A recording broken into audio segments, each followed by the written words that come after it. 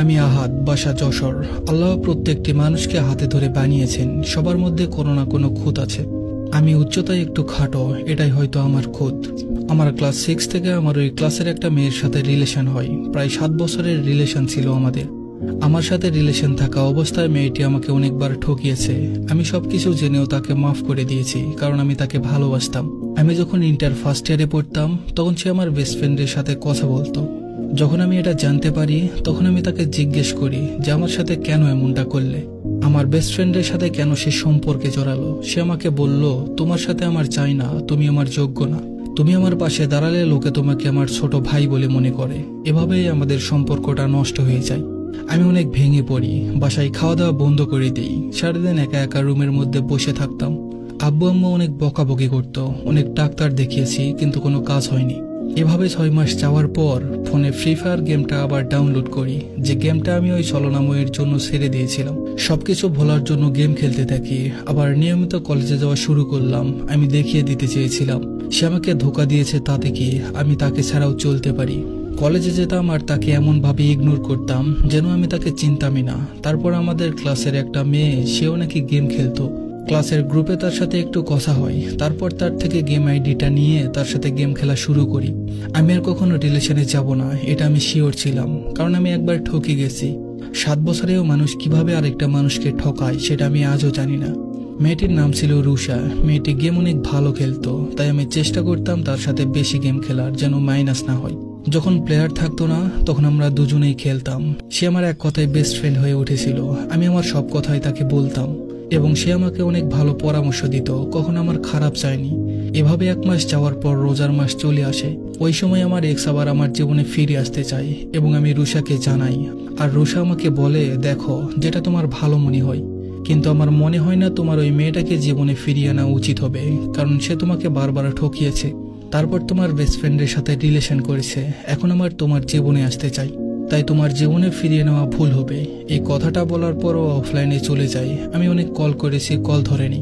সারা রাত এভাবেই চলে গেল। সেহরের সময় উঠে দেখি অনলাইনে মেসেজ করলাম, কি ব্যাপার, কালকে এত কল করলাম, ধরলে না যে? সে বলল, আমি কারো লাইফে তৃতীয় ব্যক্তি হয়ে থাকতে চাই না। তুমি যখন তোমার এক্সকে ফিরিয়ে নিবে, তখন তোমার এক্স মনে করবে তুমি এতদিন আমার সাথে রিলেশনে ছিল। কারণ একটা মেয়ে কখনোই মানতে চায় না, তাই বয়ফ্রেন্ডের একটা মেয়ে বন্ধু থাকুক। আর তুমি এতদিন থেকে ওকে ইগনোর করেছো, তাই এটাই চিন্তা করবে যে তুমি আমার জন্য তাকে ইগনোর করেছো। আমি তাকে শান্ত করে বললাম, আমি তার সাথে রিলেশনে যাচ্ছি না। সে আমাকে বারবার ঠকিয়েছে, আমি কেন তার সাথে যাব, তুমি বলো। দেখলাম তারপর থেকে আমার সাথে খুব সুন্দরভাবে আগের মতো কথা বলে। আমি বুঝলাম হয়তো সে আমাকে পছন্দ করে। 8 এপ্রিল আমি তাকে বললাম, রুষা, তুমি কি আমার বেঁচে থাকার কারণ হবে? সে উত্তর দিল, বেঁচে থাকার কারণ হতে পারবো না, আমি হলে আপনার সুখের কারণ হতে পারি। কারণ বাঁচা মরা আল্লাহর হাতে, তাই সেটার কারণ আমি হতে চাই না। আমি তার উত্তর শুনে অনেক খুশি হয়েছিলাম। এভাবেই আমাদের সম্পর্কটা চলতে থাকে। তারপর আমাদের ফাইনাল পরীক্ষা চলে আসে। ফাইনাল পরীক্ষা খুব সুন্দরভাবে দেওয়ার পর সে আমাকে বলে সে কোচিং করতে যেতে চাই, যশোর শহরের মেসে থাকবে। আমি তাকে বলি, ঠিক আছে, তুমি বাড়িতে কথা বলো, আমার কোনো সমস্যা নেই। সে তার বাড়িতে কথা বলে, কিন্তু তার বাবা কোনোভাবেই মেয়েকে বাসা থেকে শহরে পাঠাতে রাজি নয়। সে আমাকে বলে, আব্বু রাজি হচ্ছে না, কি করব। আমি আমার জীবনকে এভাবে নষ্ট হতে দিতে পারি না। আমি পড়াশোনা করতে চাই, ভালো একটা ভার্সিটিতে পড়তে চাই। আমি তাকে বলি, তুমি তোমার চাচ্চুদেরকে বলো তোমার বাবাকে বুঝাতে। সে তার একটা চাচ্চুকে বলে তার বাবাকে বুঝানোর জন্য, এবং তার চাচ্চু বুঝানোর পর তার বাবা রাজি হয়। আমি অনেক খুশি হয়েছিলাম। সবচেয়ে ভালো কোচিংয়েও ভর্তি হয়। ভর্তি হওয়ার পর আমি চেষ্টা করতাম তাকে টুকটাক খরচ দেওয়ার জন্য। তারপর আমি চিন্তা করলাম তাকে বিয়ে করতে হলে আমার কিছু একটা করা উচিত। আমি আমার বাড়িতে কথা বললাম আর বাবাকে বললাম, আব্বু, আমি নিজের পায়ে দাঁড়াতে চাই, তুমি আমাকে একটা ব্যবসা দাঁড় করিয়ে দাও। আব্বু বলল, তোর বড় ভাই আছে, আমি এখনো তার কোনো ব্যবস্থা করিনি, আমি কিভাবে এখন তোকে ব্যবসা করিয়ে দিব।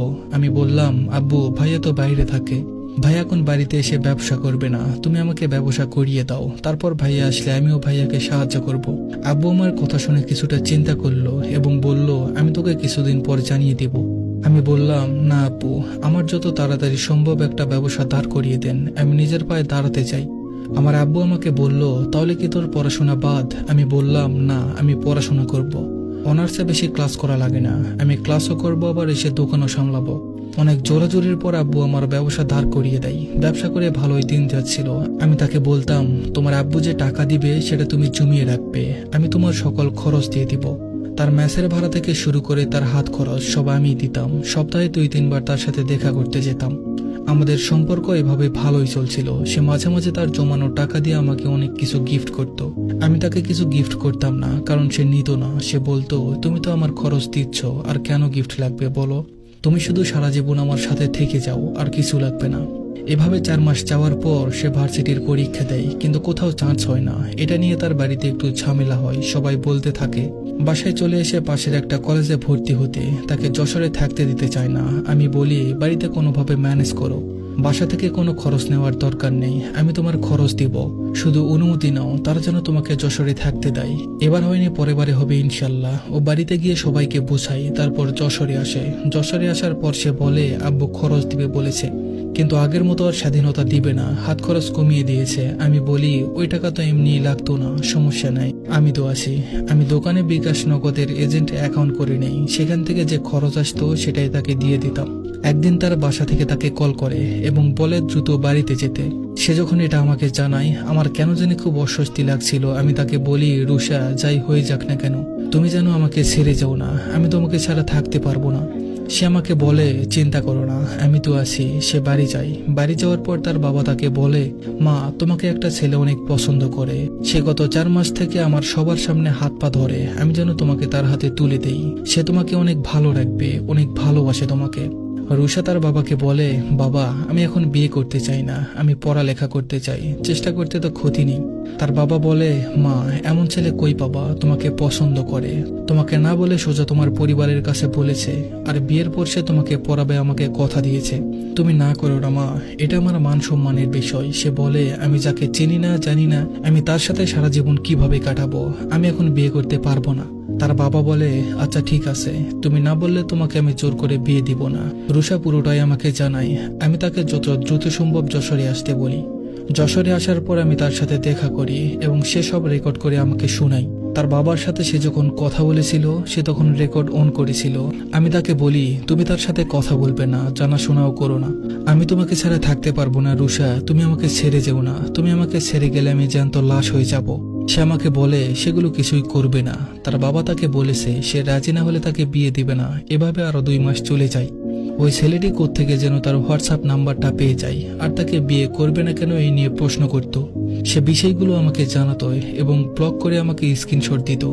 আমি বলতাম হোয়াটসঅ্যাপ নাম্বারটা যেন চেঞ্জ করে ফেলে। সে চেঞ্জ করে ফেলে, কিন্তু তার কোচিং এ যত গ্রুপ ছিল সবগুলো ওই হোয়াটসঅ্যাপে অ্যাড ছিল। সে আমাকে কখনো বলেনি ওই হোয়াটসঅ্যাপ অন করবে।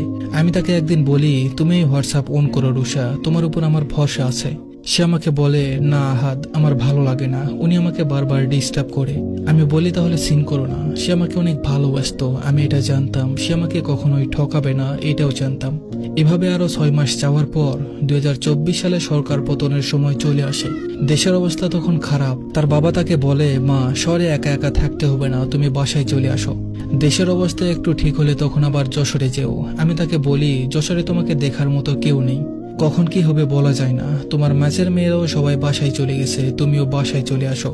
সে বলে, ঠিক আছে, আমি বাসায় চলে আসবো। সে বাসায় চলে আসে। বাসায় আসার পর তার ফোনটা আমি বন্ধ পাই।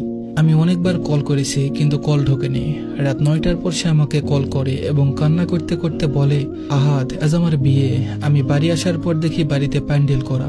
আমি সবাইকে জিজ্ঞেস করি কেন প্যান্ডেল করেছে। তখন আমার আব্বু এসে বলে, মা, এটা আমার মান সম্মানের বিষয়, সবকিছুই কমপ্লিট, তুমি এখন না করো না।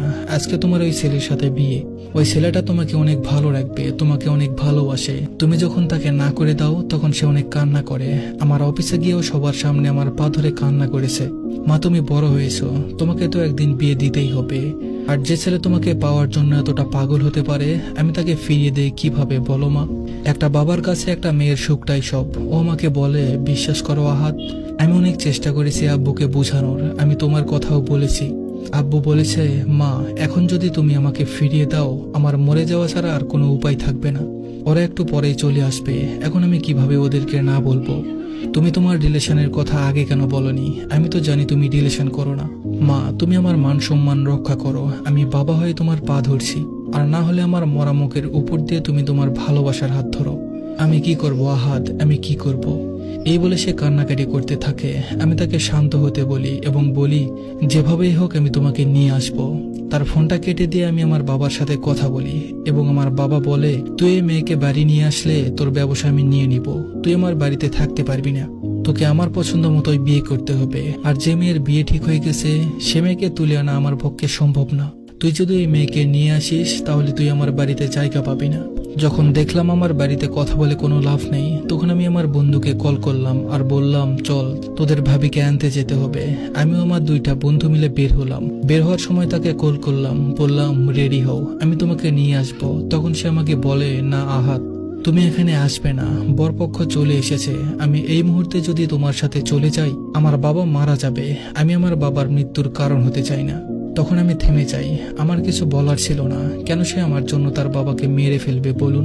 আমি তাকে বলি, আচ্ছা ঠিক আছে যাও, তুমি তোমার বাবাকে বাঁচাও। তখন সে আমাকে বলে, আহাদ নিজের কোনো ক্ষতি করো না, তুমি বোঝার চেষ্টা করো আমি কিভাবে আমার বাবার মরা মুখের উপর দিয়ে তোমার সাথে চলে যাব। বাড়িতে বরযাত্রী চলে এসেছে, এখন আমি যদি বাড়ি থেকে চলে যাই আমার বাবা স্ট্রোক করে মারা যাবে, তুমি বোঝার চেষ্টা করো। আমি তারপর ফোন কেটে দেই এবং বন্ধ করে রাখি। তার পরের দিন বিকেল বেলায় ফোন অন করার পর তার একটা চাচাতো বোনকে আমি ফোন করে বলি, ওর বিয়ে কি আসলেই হঠাৎ করে হয়েছে নাকি ও সবকিছু জানতো? তার চাচাতো বোন আমাকে বলে, জি ভাইয়া, ওর বিয়ে একদম হঠাৎ করেই হয়েছে, ওকে কিছুই জানানো হয়নি, ওকে শুধু দেশের অবস্থা দেখিয়ে বাসায় নিয়ে আসা হয়েছে, ও বিয়ে করতে চায়নি। ও কান্নাকাটি করেছে, তারপর ওর বাবা ওকে ব্ল্যাকমেইল করেছে, তাই ও বিয়ে করতে রাজি হয়েছে। ওই ছেলেটা ওকে অনেক ভালোবাসে ভাইয়া, ওকে ভালো রাখবে, ওর সংসার জীবনটা আপনি নষ্ট করবেন না। আমি হাসতে হাসতে বলি, আরে পাগল, আমি ওকে পাগলের মতো ভালোবাসতাম, আমি চাই ও ভালো থাকুক। আমার এখানে আসলে হয়তো ভালো থাকতো না, কিন্তু ওর ওখানে ভালো থাকুক। এভাবে 2-3 মাস যাওয়ার পর আমি আর থাকতে না পেরে তাকে কল করি। সে কলটা কেটে দিয়ে মেসেজ করে, কি হয়েছে বল। আমি বলি, কেমন আছো রুষা? সে আমাকে বলে, আল্লাহ যেমন রেখেছে। আমি বলি, সংসার জীবনে ভালো আছো তো? সে বলে, এই তো আলহামদুলিল্লাহ, আমার হাজবেন্ড আমাকে অনেক ভালোবাসে, কিন্তু তোমার মতো না। আমার কখন কি লাগবে সেটা সে জিজ্ঞেস করে না, আমি নিজে থেকেই বলি। মাঝে মাঝে বলতেও ভালো লাগে না, সারাদিন মন খারাপ করেই বসে থাকি। শেষে আমার মন খারাপ ঠিক করার জন্য কথা বলে, আমি তার কথাগুলো শুনে কোনো উত্তর করি না, কেন জানি ইচ্ছে করে না। সে যখন আমাকে স্পর্শ করে আমার কান্না আসে, সে তখনই আমাকে ছেড়ে দেয় এবং বলে, তুমি সময় নাও, তোমাকে আমি জোর করব না। দেখেছো আহাদ, ও আমাকে কতটা ভালোবাসে।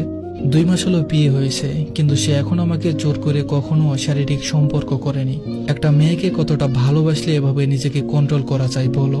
আমি বুঝলাম সে কথাগুলো অনেক অভিমানের সুরে বলেছে, কিন্তু কিছুই করার নেই। ওই ছেলেটা আসলেই ওকে অনেক ভালোবাসে, না হলে সবার সামনে একজনের পা ধরে কি তাকে চাইতো? আমি চাই সে ভালো থাকুক, তার সংসার জীবনটা ভালো হোক, আর আমার জীবন এভাবেই কেটে যাবে। আল্লাহ কপালে লিখলে আমার কপালেও একটা নারী আসবে। আমি চেষ্টা করব সেই নারীকে রাজনারীর মতো রাখতে। সবাই ওর জন্য দোয়া করবেন আর আমার জন্য দোয়া করবেন। আল্লাহ হাফেজ।